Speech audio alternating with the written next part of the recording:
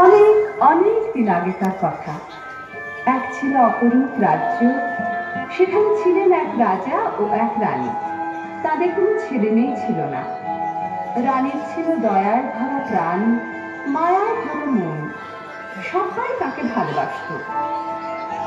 সেদিন এক ভরা পূর্ণিমা রাতে রানী তার প্রাসাদের খোলা জানলা দিয়ে বরফ ঢাকা পাহাড়গুলোর দিকে চুপটি করে তাকিয়েছিলেন। সাদা তুষারের উপর জ্যোৎস্নার কি সুন্দর রং ধরেছে। দেখছি রূপার মতো ঝকঝকে একটি তুষার মালা আমার দিকে এগিয়ে আসছে কেন? আরে তুষার মালাটা যে আমার গলায় এসে পড়লো। একটু আদর করি। ও মা, ভারী মজা তো। আমার আদর পেয়ে জ্যোৎস্না মাখা ফুটফুটে একটি মেয়ে হয়ে গেল তুষার মালা।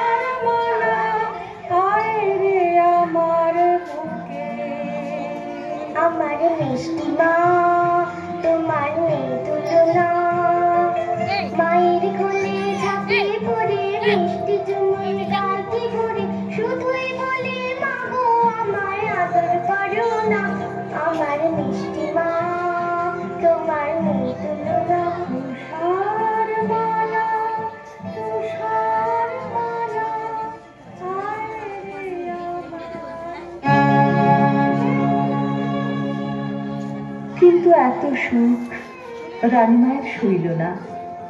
তুষারমালা যখন 6 বছরের, তখন তিনি হঠাৎ একদিন চলে গেলেন এই পৃথিবী ছেড়ে। দুঃখে কাঁদল সারাটা রাজ্য। তুষারমালা একা একা থাকে আর মায়ের কথা ভাবে।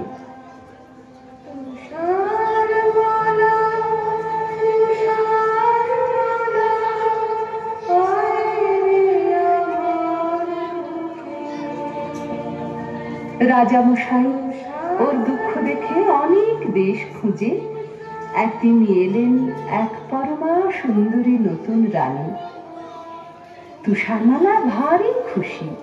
আমার নতুন মা রূপের নেই তুলনা, নতুন মাকে জড়িয়ে ধরে দিন কাটাবো হাল্লা করে, যখন তখন বলবো মা বাপ্পো বলো না।